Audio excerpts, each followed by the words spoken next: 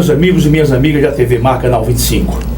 Estamos iniciando mais um Momento Jurídico, estamos iniciando aquele programa de entrevistas, onde eu sempre digo que eu procuro trazer pessoas importantes, pessoas que tenham relevância no complexo social, para que possam essas pessoas trazerem boas informações para o conhecimento de todos nós, especificamente dos senhores e das senhoras, que eu sempre digo são as razões maiores desses nossos encontros semanais. Hoje, nós estamos trazendo uma autoridade, um chefe de uma instituição da mais elevada respeitabilidade nesse país, em nosso país. Aqui em Alagoas é uma instituição que vem prestando relevantíssimos serviços à nossa sociedade. Então nós vamos conversar aqui sobre diversos assuntos e eu não quero e nem devo ocupar mais esse precioso tempo em considerações. E logo eu vou passar a palavra ao Dr. Sérgio Cá, que está aqui conosco.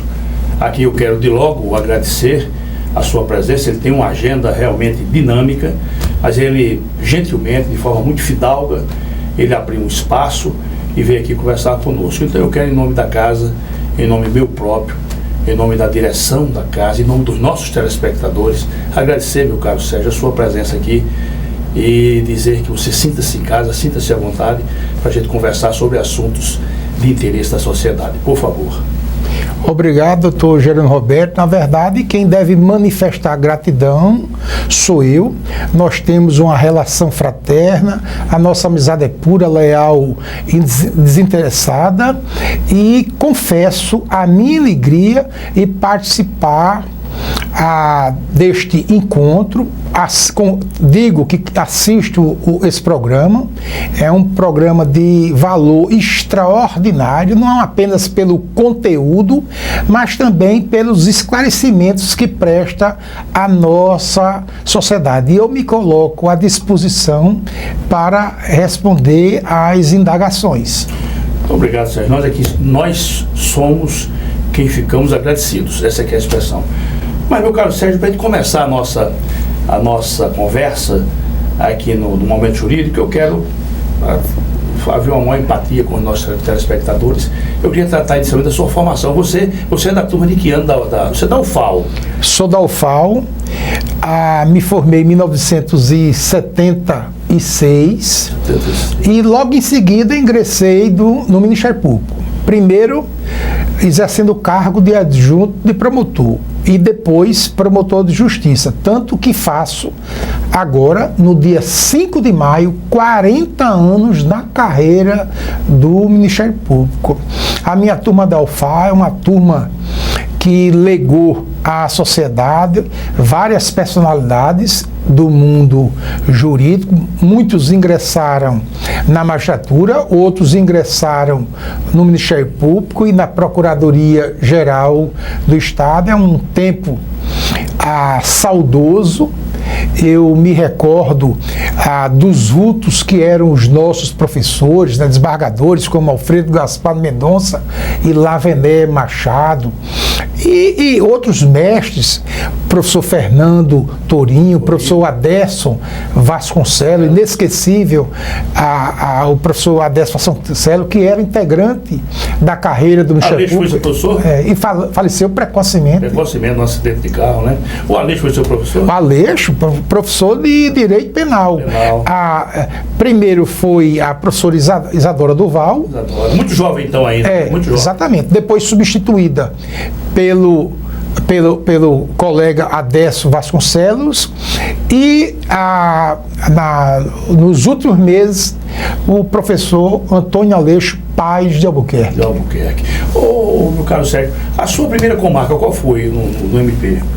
Eu estive como adjunto e promotor em São José da Laje, de 1976 a 1978. Em 1978 eu fui nomeado, deixei de ser adjunto e promotor, e a primeira comarca foi Mata Grande. Eu acho que uma das melhores comarcas onde labutei. De Mata Grande eu era solteiro, morava na cidade, e depois noivei, estava prestes a me casar e pedi remoção. E fui para a comarca de Passo de Camaragibe. Passo. Eu trabalhei em várias comarcas no estado de Alagoas. Nós fizemos um júri na matriz do Camaragibe. Exatamente. Um júri memorável, eu lembro. Naquela época, a matriz de Camaragibe era termo da comarca de Passo de Camaragibe. Nós fizemos um júri, você, né, no altar do Ministério Público e eu também no altar não menos inferior, que foi o da advocacia. Exatamente. E você, eu quero registrar isso aqui, e o nosso Sérgio me tratou com uma elegância, com uma fidalguia que lhe é peculiar. Eu lhe sou eternamente, e essa que é a expressão, reconhecido, porque eu estava começando minha vida, e você, naquela época, você reconheceu, né, o meu verdor dos anos, e você me tratou com muita elegância, Sérgio. Muito obrigado. Isso é modéstia, doutor Jerônimo. Mas eu tive essa carreira no Ministério Público, depois fui promovido por antiguidade para Arapiraca, e de Arapiraca fui removido para Porto Calvo, mas nesse ínterim eu substituí várias promotorias de diversas comarcas do estado. Então não existe hoje uma comarca em que eu não atuei, em que eu não fui o representante do Ministério Público. Ou seja, naquela época, você foi em Mata Grande, naquela época, uma viagem de Mata Grande devia ser alguma coisa muito complicada, não? 11 horas de ônibus. Não havia asfalto, o asfalto terminava em Palmeira dos Índios, e de Palmeira dos Índios era enfrentar uma estrada muito difícil e quase que intransitável, quando eu descobri que era melhor usar o percurso via Garanhuns. Eu saía de Maceió direto para Garanhuns, de Garanhuns pegava a rodovia federal e tinha asfalto até o Carié. E do Carié, a sede da comarca, Mata Grande, eram 35 quilômetros, uma estrada de barro muito difícil.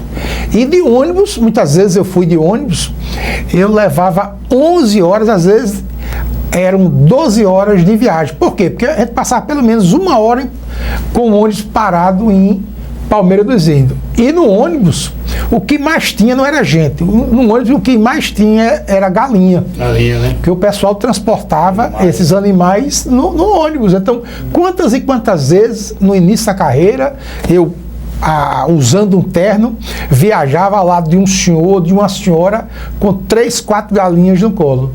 Mas eu tenho saudade dessa época. E elas fazendo um barulho infernal, porque aquilo não viaja de silêncio, não. Viu? Sim, porque muitas vezes eu aproveitava o tempo para ler, e era impossível, não é?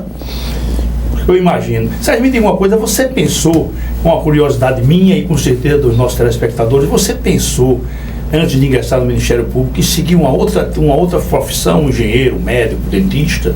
Não. Eu me lembro que o meu avô, Arthur Jucá, que era desembargador, ele faleceu em 1966 e quando morreu era o corregedor do Tribunal de Justiça. O meu avô dizia que eu teria de ser juiz. E ele insistiu tanto que não foi para contrariá-lo. E eu disse, não, eu vou tentar ser promotor. Mas eu pensava era em ser advogado. Na vida acadêmica, imaginava, porque eu fiz alguns júris no sertão, em Água Branca, em Delmiro Gouveia, eu pensava em me estabelecer como advogado em Delmiro Gouveia. Por quê? Porque havia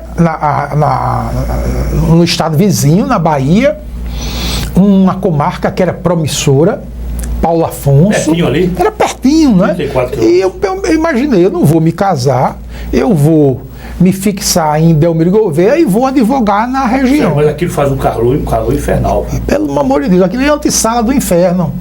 Embora nessas minhas andanças, a comarca mais quente, em todos os sentidos, né? Não apenas pela temperatura, mas também do calor humano, é a comarca de Pão de Açúcar. Pão de Açúcar, diz que é danado.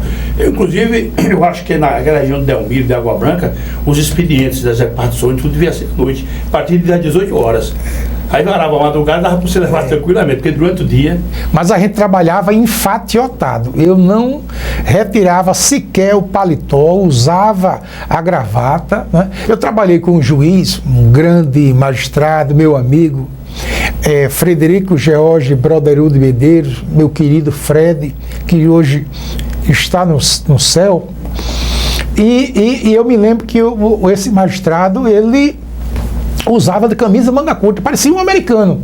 Ele tinha um sobrenome Broderud, inglês, não é?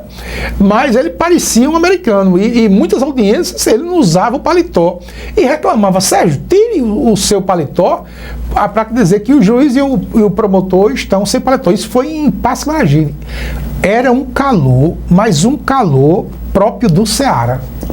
Ô, Sérgio, deixa eu fazer uma pergunta. Eu já era para ter perguntado isso ao longo da minha vida. Eu pergunto agora. Nós temos uma amizade de quase 50 anos. Não é brincadeira, quase meio século. Ô, Sérgio, me diga uma coisa. Eu observo que você é um sujeito altamente disciplinado. Você é um cumpridor de horário. Você realmente é uma figura que destoa da regra geral. A regra geral é banalizar compromisso. Não é não deixar de comparecer, não é deixar de comparecer, mas é banalizar. 9 horas, tá chegando 9h30, 10 horas e tal. Aí eu pergunto, você tem uma performance, eu diria, militar. De onde é que vem isso? Porque seu pai não era militar, seu avô não era militar. Como é que esse negócio aí? Na verdade, são princípios inerentes à vida do cidadão. Desde o início eu aprendi com meus pais a cumprir horário.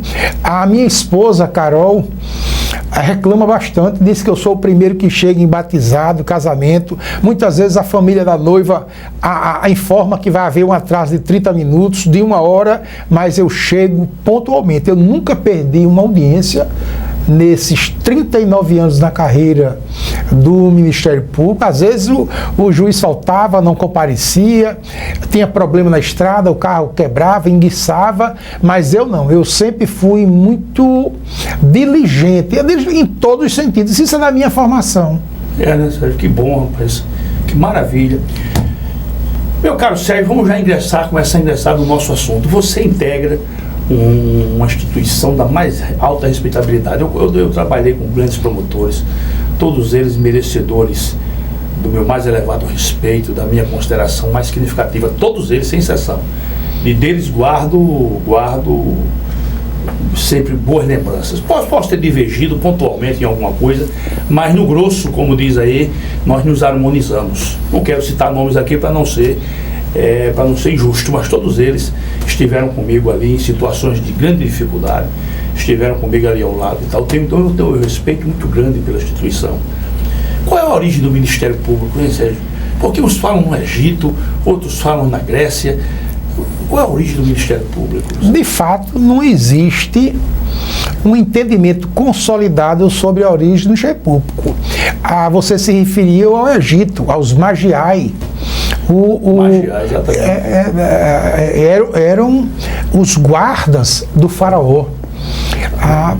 Na verdade, eu penso que a verdadeira origem do Ministério Público em todos os países civilizados, seja o Ministério Público francês, né?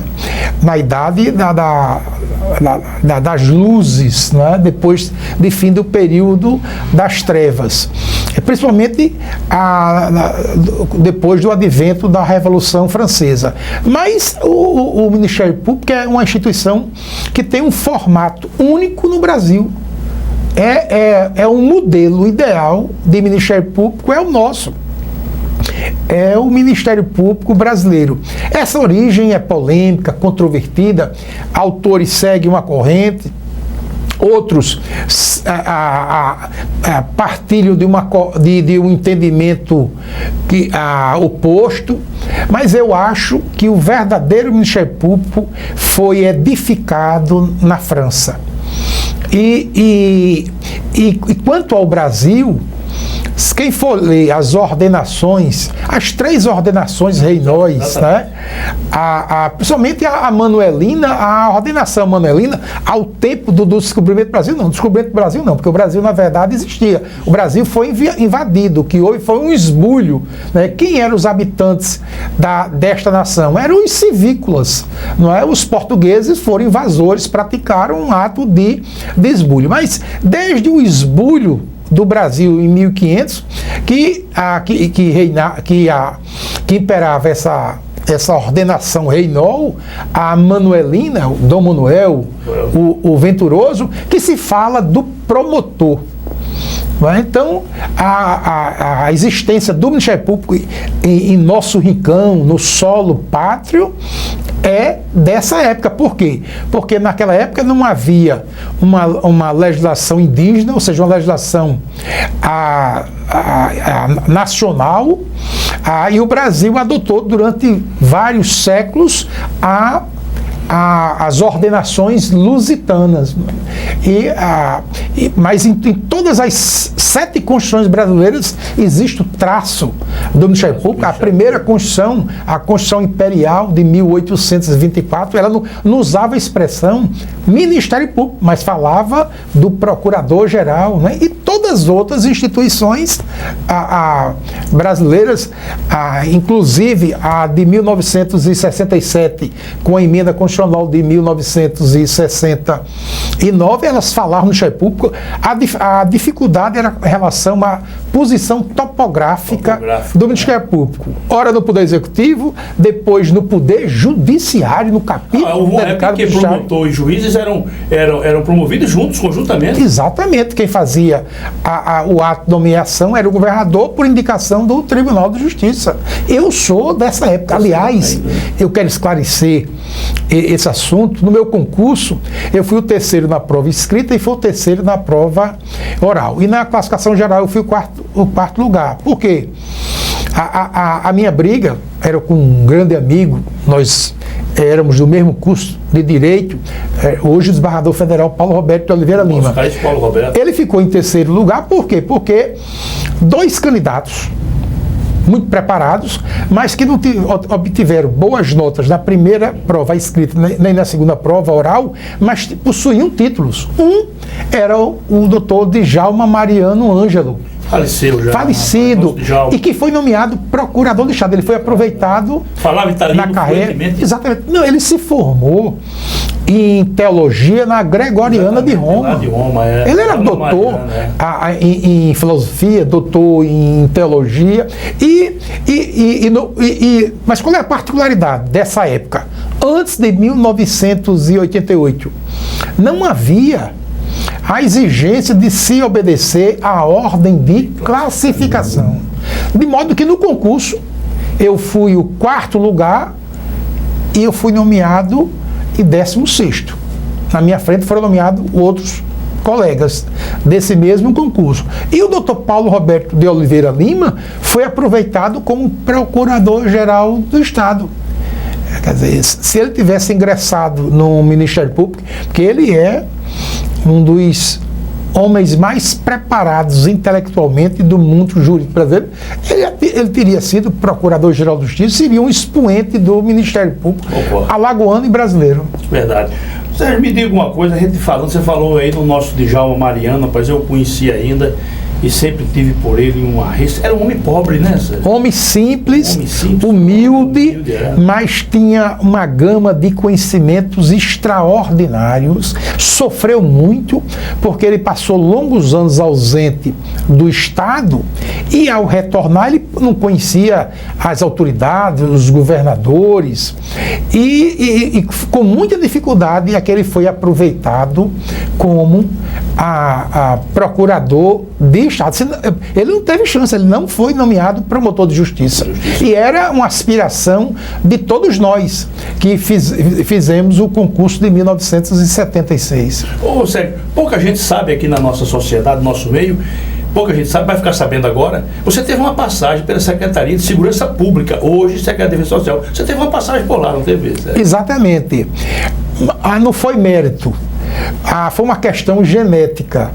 E em 1980, 83, Divaldo Suragi foi eleito governador do estado. E ele disse que o primeiro nome que anunciaria seria o nome do secretário de Justiça Pública.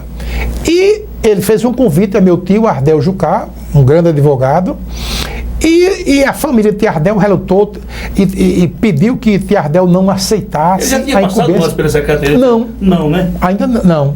E o que foi que ocorreu? Foi o último nome a ser anunciado pelo governador Divaldo Suragi, foi o do secretário de Segurança Pública. E Tiardel disse: eu quero levar você, Sérgio, para a Secretaria de Segurança Pública, mas não quero que você seja o chefe de gabinete. E o que foi que ocorreu? O governador instituiu uma comissão para fazer alterações na estrutura da Secretaria de Segurança Pública e nessa estrutura surgiu o cargo de subsecretário da Polícia Civil, porque antes havia o cargo de secretário de Justiça Pública, o de chefe de gabinete e o de diretor do departamento de polícia, que abrangia a capital e o interior.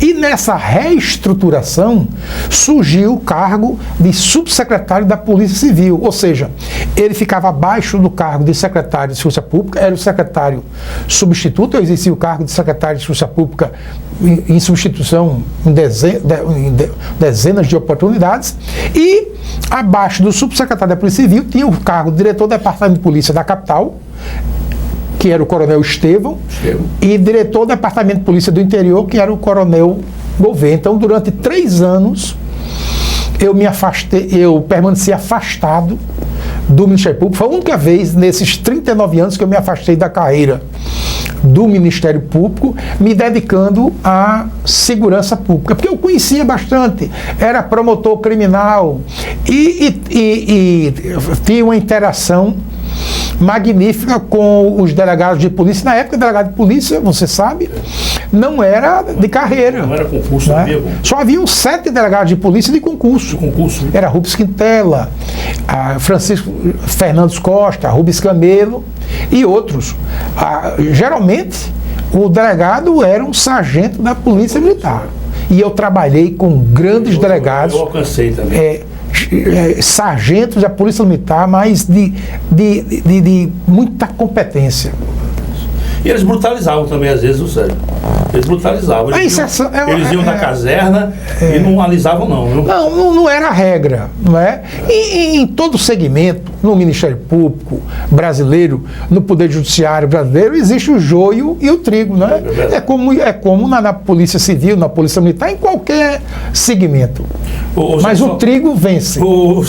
Sempre vai vencer. Deixa eu te contar só essa. Eu era juiz aqui numa comarca e um dia eu cheguei e estava muita gente aí na frente do fórum. Eu digo: o que está havendo aqui? Aí não, o pessoal quer vir aqui fazer uma reclamação. Aí eu disse: tá bom, entrei e disse: mas rapaz, não vou receber todo mundo, uma comissão. Aí entraram umas 5 ou 6 pessoas. Então, aqui, doutor, a gente veio fazer aqui uma queixa contra o sargento, e me permita omitir o nome dele porque não interessa, sargento fulano e tal. Qual foi o que ele fez? Doutor, ele deu uma surra em Julinho. O Julinho é filho e tal, deu uma surra no Julinho. O bichinho estava com a moto dele aqui e ele achou que estava frente zoado e deu uma surra de fio. Eu digo: não é possível uma coisa dessa. Então, chamei o promotor e ouvimos aquilo ali e mandamos chamar. E ele, com a maior sem cerimônia, disse: doutor, se me permite, eu não dei uma surra em Julinho, eu dei uma surra na falta de respeito de Julinho, porque eu pedi para ele não andar mais com a moto, ele continuou andando, então eu não bati nele, bati na falta de respeito dele, bati na safadeza dele. É para o nível de justificativo. Eu tenho vários casos pitorescos. Me permita contar um a você e aos seus telespectadores, né? Eu não vou revelar nomes, claro, né? Mas tem um fato, que esse fato é inesquecível. Em uma determinada comarca, o representante, o motorista da Casal usava uma Rural Willys e abusava da velocidade. E a comunidade fez uma reclamação ao juiz de direito. Hoje é um desembargador aposentado, foi presidente do Tribunal de Justiça. Vou revelar o nome dele, porque é um dos luminares da magistratura alagoana, que é o desembargador Zé Fernando de Holanda Ferreira. E Zé Fernandes um juiz cioso dos deveres, um juiz competente, ele mandou chamar o delegado, que era um sargento da Polícia Militar, e disse ao sargento: delegado, se esse homem voltar a abusar da velocidade, qualquer coisa nesse sentido, telefone. Foi o que ocorreu.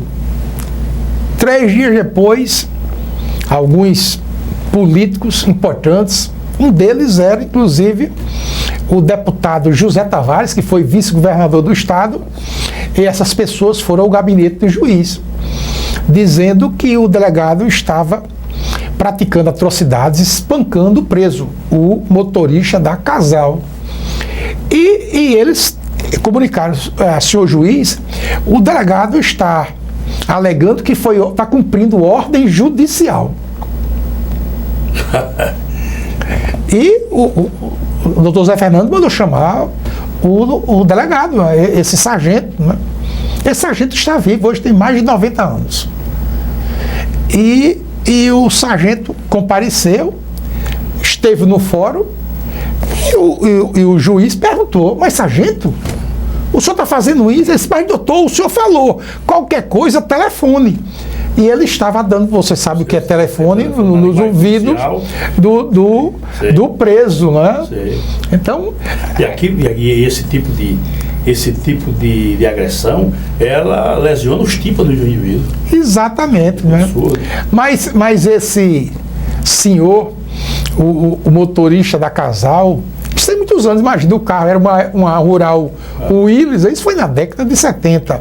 Mas esse senhor aprendeu a lição e o sargento também aprendeu uma lição, e ninguém quis fazer formalmente uma queixa contra o delegado, porque houve um mal entendido. Você me permite, se esse motorista não passou a andar numa velocidade tranquilizadora, eu posso lhe garantir que ele se transformou num homem mais compenetrado. Não tenha dúvida. Isso, por menos ele se tornou. Mas, meu caro Sérgio, vamos fazer uma pequena pausa e voltamos. Eu já quero agora ingressar na questão administrativa do Ministério Público, nas questões afetas a esse órgão altaneiro que é o Ministério Público das Alagoas, o Ministério Público do Brasil, porque o Ministério Público é uno e indivisível. Então nós vamos tratar disso. Meus caríssimos amigos, estamos aqui com essa conversa agradável com o nosso Sérgio K, e nós voltamos daqui a pouco, e eu peço aos senhores que tomem uma água e retornem rapidamente, que nós vamos continuar a nossa conversa. Até já.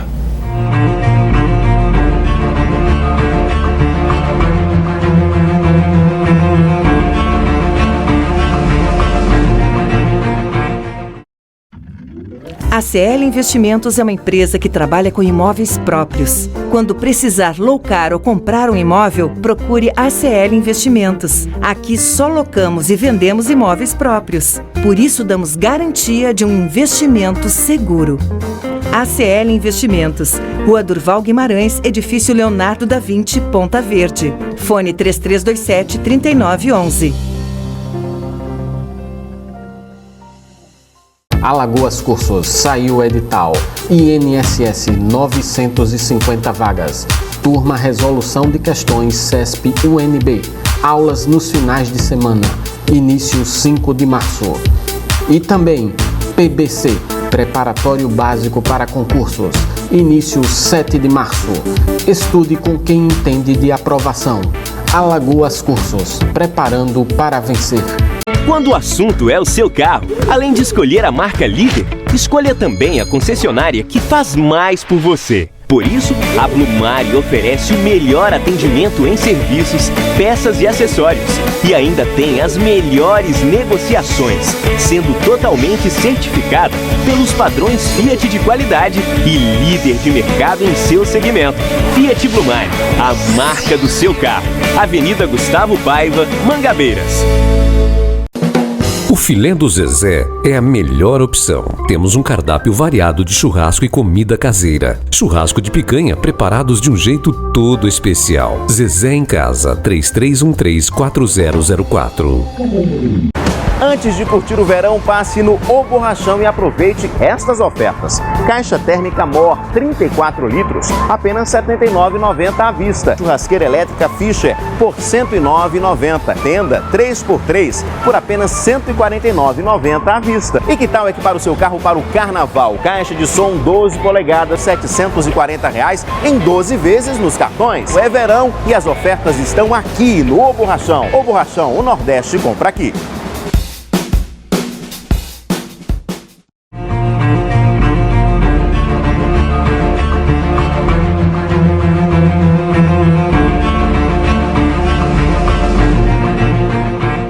Olá, meus amigos e minhas amigas, estamos retornando com essa conversa aqui bastante agradável com o nosso caríssimo Sérgio Jucá, Procurador-Geral de Justiça do Estado de Alagoas. É com essa autoridade que merece o nosso respeito e a nossa consideração mais elevada que nós estamos conversando. Então, meu caríssimo Sérgio, eu lhe pergunto, eu lhe pergunto e faço antes uma observaçãozinha. Certa feita, eu estava recém-ingresso na carreira e fizemos uma reunião. E na reunião lá, o então desembargador Danilo disse: olha, quem vai comandar essa reunião é o doutor fulano de tal, colega nosso. Mas a turma não fez silêncio. Como não fez silêncio, ele então, resignado, foi falar com o desembargador que estava numa sala ao lado. Foi lá e queixou-se da turma. E o desembargador Danilo veio com aquele jeito dele.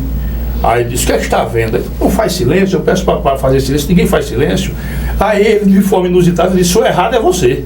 Disse: como eu sou errado? Disse: se você quer ser general no meio dos generais, isso não existe em canto nenhum. Você pedindo silêncio aos seus colegas não existe. Bom, com essa entrada eu lhe pergunto, o Ministério Público não é diferente. Ali você está, você está na regência administrativa de generais também. É fácil administrar o Ministério Público? Primeiro eu quero dizer que tem um colega nosso de São Paulo que diz que o Ministério Público é como se fosse uma tribo, só que uma tribo que não tem índio, só tem cacique. Na verdade, o Procurador-Geral de Justiça não exerce qualquer hierarquia sobre os colegas promotores e procuradores de justiça. A hierarquia que existe é a hierarquia administrativa. E todos nós temos independência funcional, a absoluta independência funcional, e devemos respeito exclusivamente à lei e à nossa consciência funcional. Quanto ao Ministério Público, é difícil a gestão. É difícil porque o Ministério Público alcançou um vulto extraordinário no mundo jurídico brasileiro, máxime com o advento da Constituição Federal de 1988. Por quê? Porque antes o Ministério Público não tinha um arsenal, ou seja, instrumentos eficientes para assumir o protagonismo das relações processuais. O Ministério Público era chamado a dar parecer e com a Lei Fundamental de 1988, o Ministério Público foi dotado de uma série de instrumentos que permitem que ele busque a solução dos conflitos intersubjetivos sem recorrer ao poder judiciário. O Ministério Público busca a solução desses conflitos internamente, seja através de uma recomendação, seja através de um termo de ajustamento de conduta, e em última instância é que o Ministério Público invoca a tutela judicional propondo a ação cabível. Isso não é crítica ao Poder Judiciário, mas nós estamos alcançando um grau de resolutividade imenso com essas decisões no âmbito do Ministério Público. Não, mas não é crítica nenhuma. O Judiciário está no seu limite. Eu acho que já ultrapassou o limite, não é crítica nenhuma. Pode mas sabe por quê?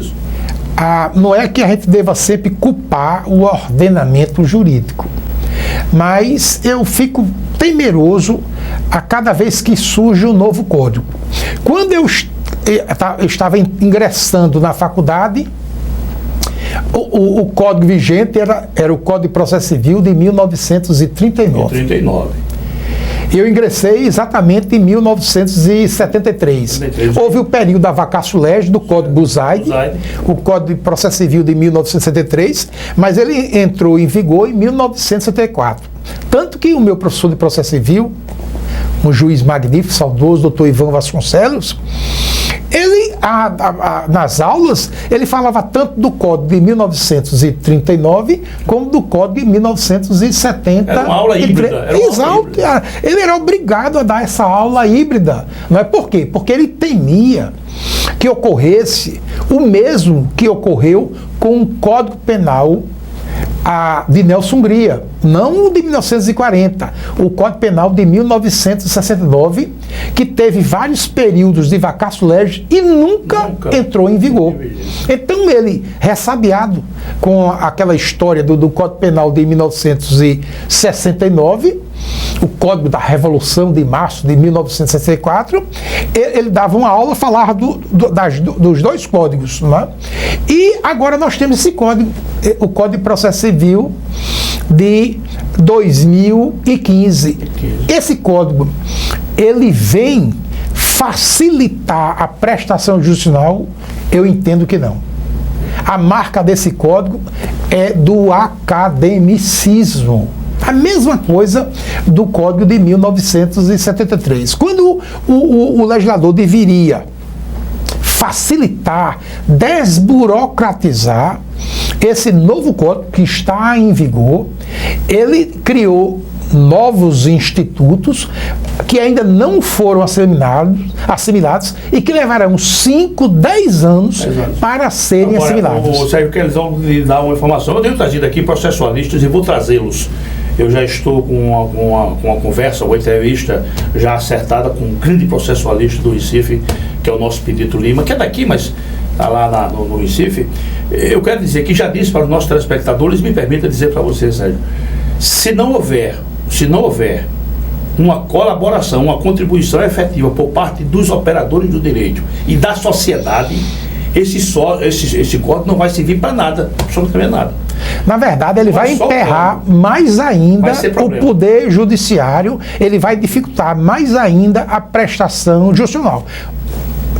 É um sonho, eu diria que é uma quimera, é uma justiça rápida, porque não existe justiça instantânea.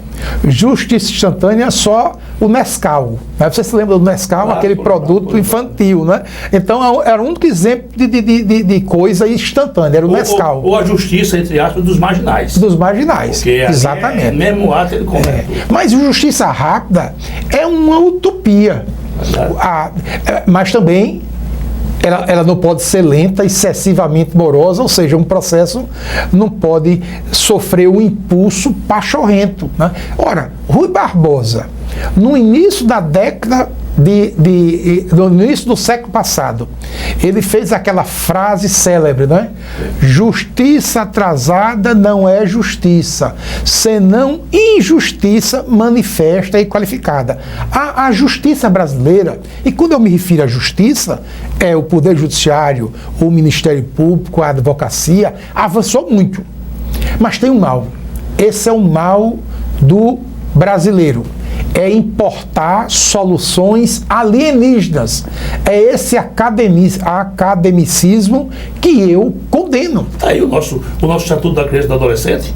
É da Suíça. Quando foi buscar? Na Suíça. Então, nós deveríamos elaborar leis, mas leis simples, de fácil compreensão, que não fosse necessário ao uso exagerado da hermenêutica jurídica, não é? Que a exegese fosse uma exegese absolutamente tranquila. Não é? Mas o que nós vemos é o lançamento de códigos e mais códigos, de difícil compreensão e, o que é pior, de difícil execução. E aumenta a descrença do cidadão, do jurisdicionado ou do comarcano na justiça brasileira. Ou seja, eu vou só desviar um pouco da nossa conversa para voltar em seguida, já que você falou nessa temática.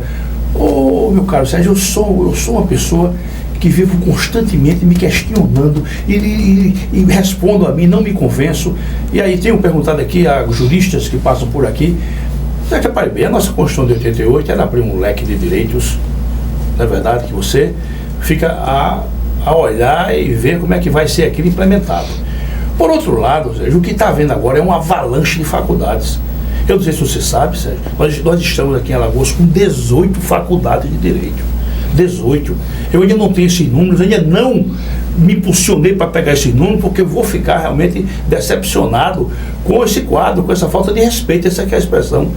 E esse pessoal, quando sai, tem que trabalhar. Esse pessoal tem que atividade. Então é uma avalanche. Não se pensa em conciliar, não se pensa em resolver os conflitos sem que seja com a interferência do judiciário.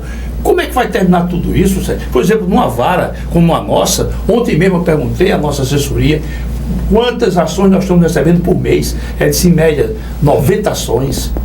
Cada vez que entra 90 novas demandas só na nossa centro jurisdicional. E igual a nossa competência da nossa vara, existem mais 13 varas. Mas a culpa, volto a insistir, é da nossa legislação deficiente, desse ordenamento jurídico que muitas vezes é incompreensível. E o que ocorre? Essa proliferação de faculdades. Você não acha muito, não, Sérgio? Mas é um número excessivo. E isso reduz a qualidade do ensino jurídico. Não é à toa que existe uma quantidade imensa de acadêmicos de direito, de bacharéis em direitos, e que não consegue lograr isso no exame da Ordem dos Advogados do Brasil. Veja, nós temos de reduzir esse número de faculdades, de melhorar o ensino jurídico. Agora, tudo isso gera o quê?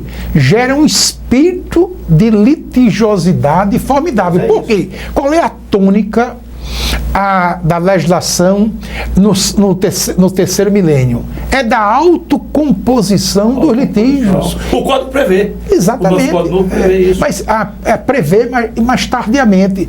Eu, por exemplo, no Ministério Público, desde prisca-eras, desde que ingressei na carreira, que eu sempre evitei a invocação da tutela judicial. No meu tempo de interior, eu sempre fiz a assistência judiciária. Eu quem elaborava as petições, não assinava. Mas aquelas pessoas hipossuficientes, que não tinham condições de ter um advogado, de contratar um profissional do direito, quem fazia as petições era eu. Por exemplo, eu trabalhei com grandes magistrados, não é? O primeiro, Hamilton Carneiro.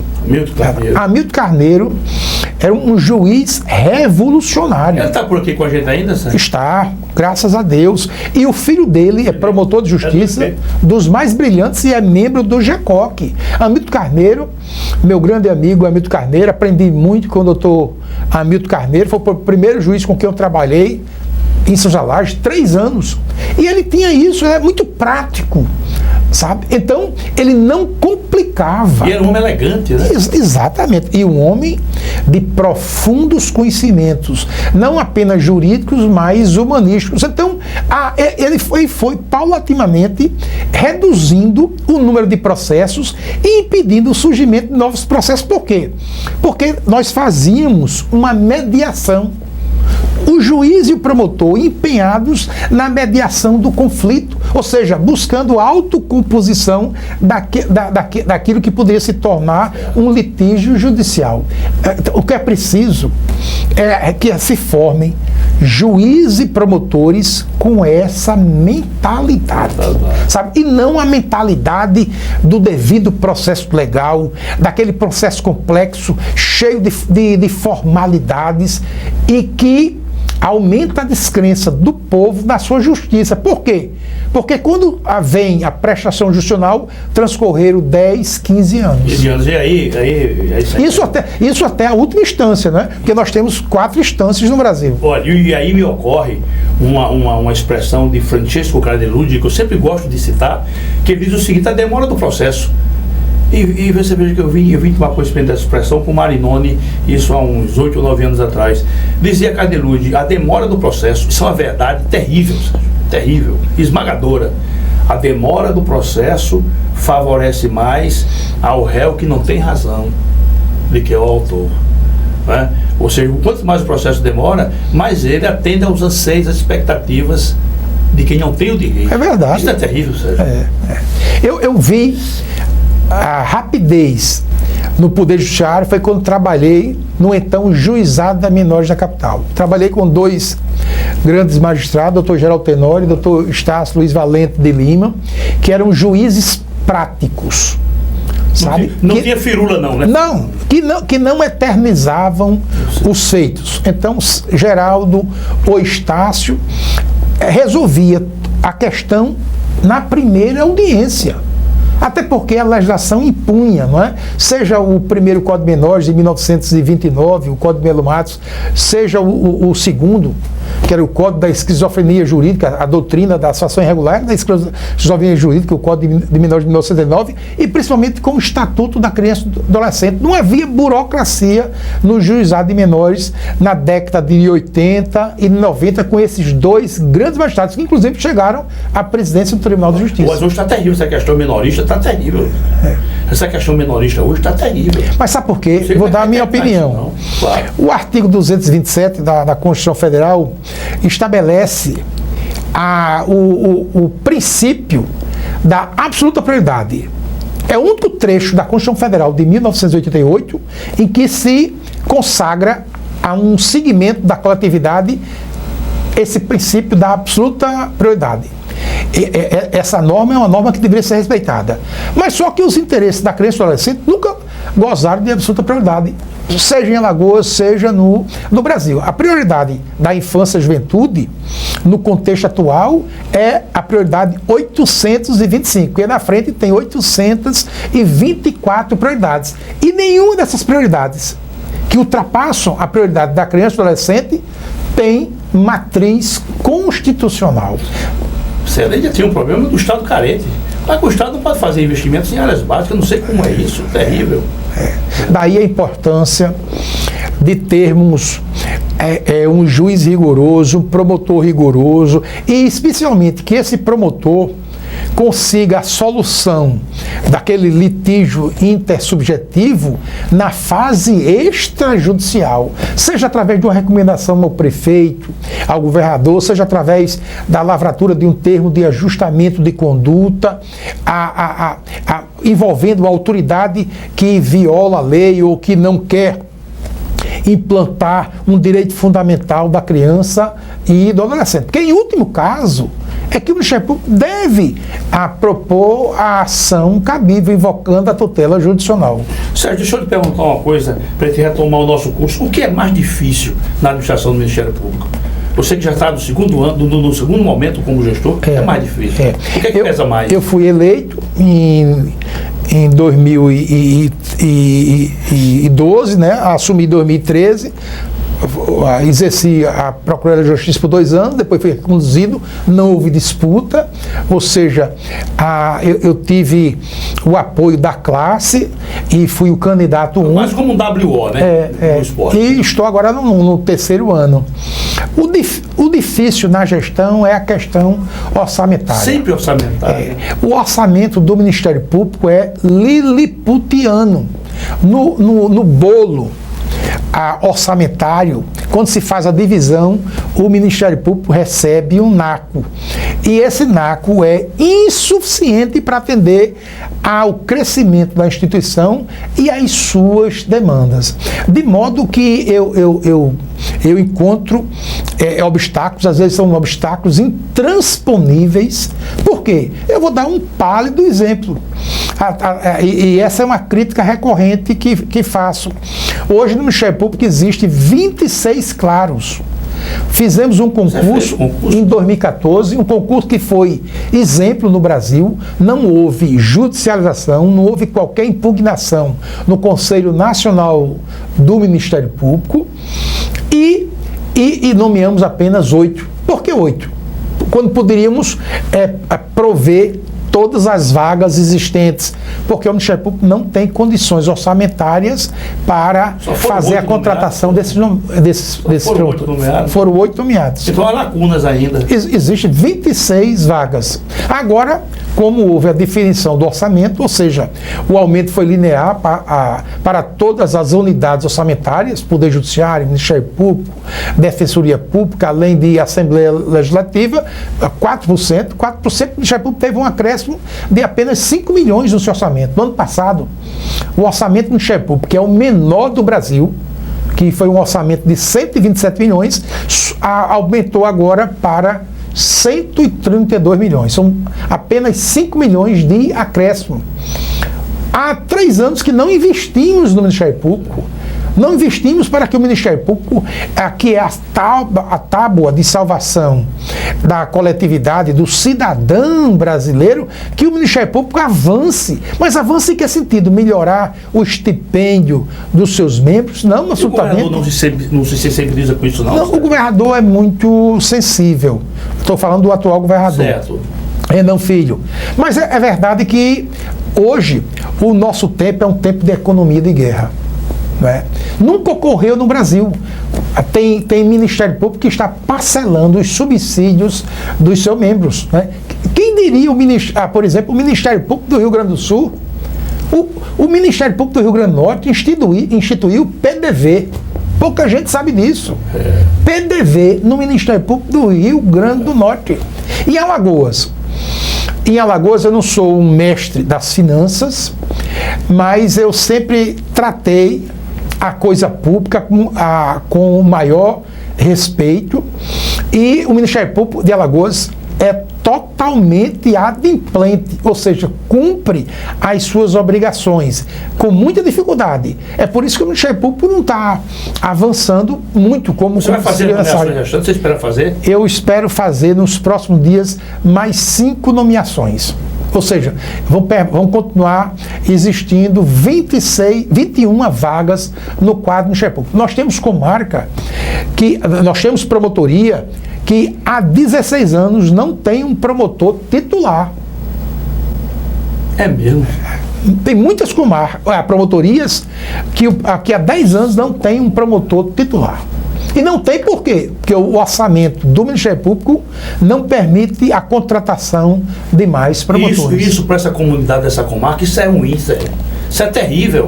Há uma perda de identidade, eu diria. Meu amigo, eu sou do tempo em que juiz e promotor moravam na comarca. Eu tive casa em São Gelage, em Mata Grande, em Passo de Camaragibe. Em Mata Grande eu trabalhei com um grande juiz, Moacir Ribeiro. Está aí, tá vivo, um grande amigo que eu tenho. Eu vou arguir a minha suspeição para falar desse magistrado, né, com quem aprendi muito. Trabalhamos um ano em Mata Grande, não é? E nós morávamos, era em uma pensão em Mata Grande, passávamos a semana inteira em Mata Grande. Eu era solteiro na época. Quando chegava na sexta-feira, eu não voltava para Maceió. Eu me deslocava para Delmiro Gouveia, para a Paulo Afonso, né? E só voltava de Maceió de 15 em 15 dias. Né? Só comecei a retornar para Maceió quando noivei e estava prestes a me casar. Ô Sérgio, para a gente evoluir, eu queria te provocar no seguinte sentido. A lei orgânica do Ministério Público, ela diz logo no artigo 1º, o Ministério Público é uma instituição permanente e essencial à jurisdição, incumbindo-lhe ainda, aí vou chegar lá, a defesa da ordem jurídica, do regime democrático e dos interesses sociais e individuais disponíveis. Para a nossa imensa legião de telespectadores, quais são os serviços que o Ministério Público ele pode promover para a sociedade diretamente, que a sociedade pode procurar diretamente o Ministério Público? O cidadão, entendeu a pergunta, né? Entendi perfeitamente. A nossa instituição é permanente, isso é uma cláusula pétrea da Lei Fundamental de 1988, ou seja, ela não pode ser extinta, e é uma instituição que tem destinatário você, cidadão. Porque o Ministério Público é o guardião dos interesses da sociedade. Ele é o legítimo defensor do povo. E o que é que faz o Ministério Público? Ora, quem é o destinatário da atuação do Ministério Público? É o cidadão. Então, quando o cidadão sofre uma ameaça, uma violação no seu direito fundamental, ele vai ao Ministério Público. Principalmente, e isso eu quero externar, depois da rejeição da PEC a 37. Né? Naquela ocasião, em 2013, o Ministério Público foi elegido em tábua da salvação da coletividade. A demanda do Ministério Público é impressionante, em todos os sentidos, mas tem uma que dilacera o meu coração e o Ministério Público não tem legitimidade. É curioso. O Ministério Público atua em todas essas esferas, né? É o defensor da criança, do adolescente, o defensor do idoso, o defensor do meio ambiente, e esses diversos patrimônios, mas também o Ministério Público atua fortemente na defesa do consumidor. Mas na esfera coletiva e difusa. E o que me angustia, o que dilacera o meu coração e de todos os promotores de defesa do consumidor é quando um velhinho, uma velhinha vai ao Ministério Público dizer que houve um reajuste extraordinário do seu plano de saúde. E o Ministério Público não pode fazer a tutela individual do consumidor. Ele só pode fazer a tutela quando é tutela coletiva ou difusa. Né? E imagine quantas vezes eu me vi obrigado, constrangido, a dizer esse velhinho, a essa velhinha, que o Ministério Público não pode fazer absolutamente nada. Agora, como se trata de um plano de saúde, que ele movimenta os seus amigos, todos aqueles que são vinculados a uma determinada empresa, para que eles venham ao Ministério Público e essa demanda seja uma demanda que o Ministério Público tenha a legitimidade processual de invocar a tutela judicial, ou mesmo de abrir um inquérito civil ou um procedimento análogo, buscando o quê? A autocomposição daquele litígio entre as partes. Ou seja, o Ministério Público ainda tem uma outra missão que eu acho de uma gravidade monumental, é exercer o controle externo da atividade policial judiciária. Como é que está sendo feito isso, Sérgio? Essa foi uma conquista da Constituição Federal de 1988. Naquela época, os congressistas entendiam que era preciso inserir no texto da lei fundamental esse controle externo, e esse controle externo não ocorre. E tem uma regulamentação feita pelo Conselho Nacional do Ministério Público. Nós fazemos inspeções periódicas, mas eu quero dizer que, principalmente em Alagoas, não existe luta atávica entre Ministério Público e polícia. O que existe é uma integração operacional. Nós estamos irmanados. Agora, se ocorre um abuso, e o que é abuso? O mau uso do direito. Se ocorre um abuso, o Ministério Público tem de apurar. Mas o Ministério Público não elege inimigos. Os inimigos do Ministério Público são os foras da lei. De modo que o Ministério Público não elege a Polícia Civil, a Polícia Militar como inimigos, os seus membros como inimigos. Absolutamente. Nós somos aliados. Nós somos servidores públicos. Quem nos estipendia é o povo, é a sociedade. Tem uma origem, né? Exatamente. Então estamos lado a lado. E essa gestão do promotor de justiça na Secretaria de Justiça Pública, doutor Alfredo Gaspar de Mendonça, provou isso. Essa integração operacional, lado a lado, Poder Judiciário, Ministério Público, Polícia Civil, Polícia Militar. E eu faço uma exortação, doutor Jerônimo Alberto, meu grande amigo, eu faço um apelo a todas essas instituições. Se houve luta atávica, é do passado. Nós temos de nos irmanar. Por quê? Porque o destinatário da nossa atuação é o povo, é a sociedade. Então temos de dar as mãos, né, de agir coletivamente, com o mesmo propósito, imbuído da mesma responsabilidade constitucional que nos foi brindada pela a Carta Magna. Muito bom, Sérgio. Lamentavelmente, nosso tempo está se exaurindo e eu quero logo dizer que você virá aqui mais vezes. Eu vou deixar você tomar um fôlego lá nas suas atividades. Você tem muito papel para assinalar, você tem muito problema, então eu não vou trazer o amigo para essa esfera aqui de conversa, porque vai atrapalhar por lá. Você virá aqui mais vezes. Isso já é uma espécie, não é intimação? Porque quem sou eu para intimar uma autoridade? Não é um ultimato. Não, na verdade, é um convite que parte do amigo. Não. E eu já me considero certificado da notificação. Mas virá mesmo. Mas, meu caro Sérgio, eu quero deixar os nossos microfones e as nossas câmeras para você fazer uma última saudação e alguma consideração que você queira fazer. Por favor. Eu agradeço o convite ao Dr. Jerônimo Roberto e quero dizer que o seu telespectador, aqui, quem assiste à TV Mar e especialmente ao seu programa, confie no Ministério Público. Vá ao Ministério Público. Se eu sofrer uma ameaça ou uma lesão a um seu direito fundamental, recorra à nossa instituição. Por quê? Porque nós temos a obrigação, não vamos prestar favor. O que o Ministério Público quer é um mundo sem litígio. O que o Ministério Público deseja é que em Alagoas não triunfe a marginalidade, que se restaure o império da lei. Mas o Ministério Público não quer fazer isso sozinho, isoladamente. O Ministério Público quer fazer isso ao lado do Poder Judiciário, ao lado da advocacia, ao lado da Defensoria Pública.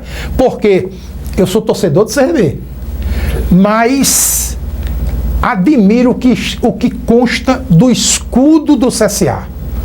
O que é que se lê no escudo social? União e força. E o somatório dos esforços de todas essas instituições farão com que a justiça triunfe no solo alagoano. Meu caríssimo Sérgio, muito obrigado. Em nome meu próprio, em nome da televisão, volto a afirmar, da direção da casa, e dizer que a sua presença aqui no nosso ambiente foi motivo de regozijo e de elevação. Muito obrigado. Senhores telespectadores, até a próxima, se Deus quiser.